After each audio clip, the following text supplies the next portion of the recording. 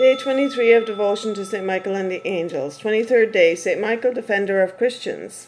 St. Michael has appeared at different times to those who needed help and invoked his aid. A well-authenticated example is his assisting St. Joan of Arc in the extraordinary divine mission given her to aid the French king restore peace and prosperity to his kingdom and expel his enemies from its shores. Again, in France, he appeared on Mount Michael, where there still exists a famous sanctuary consecrated to the Archangel. In Italy, it is related that the Holy Archangel showed himself to the Bishop of Siponto on Monte Gargano in the Kingdom of Naples, where a beautiful church was dedicated to him.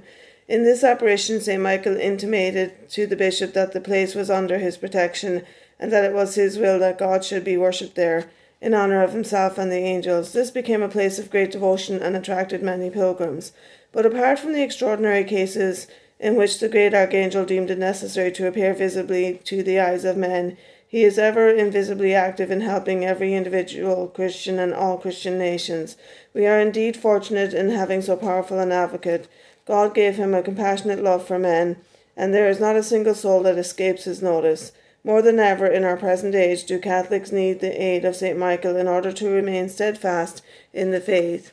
Unbelief has carried its insolence to the very limit and boldly proclaims that there is no God.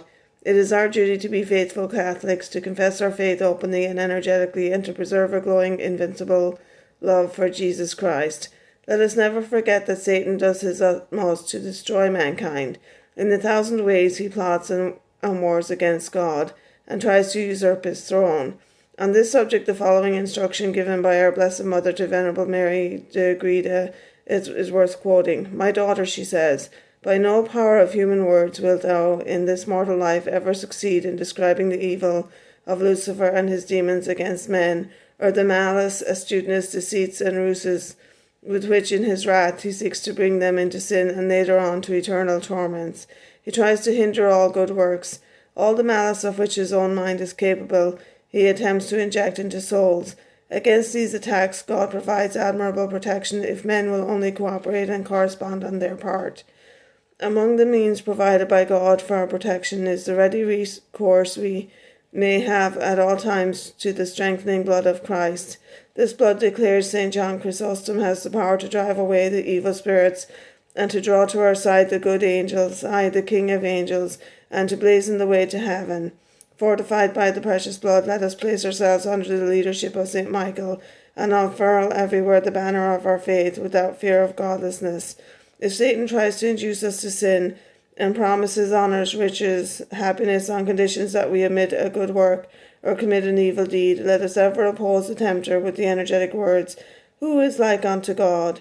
God is my only treasure, my highest good. His blood is upon me, and though I walk through the valley of the shadow of death, I shall fear no evil." If in time of temptation we have the courage to rebuke the evil one and call upon the assistance of our leader, St. Michael, the enemy will surely be put to flight. But if we wish to enjoy the great Archangel's protection, we must also imitate his virtues, particularly his humility and his zeal for God's glory. O great St. Michael, take us neath thy shield. Thy mighty power is in our favour wield.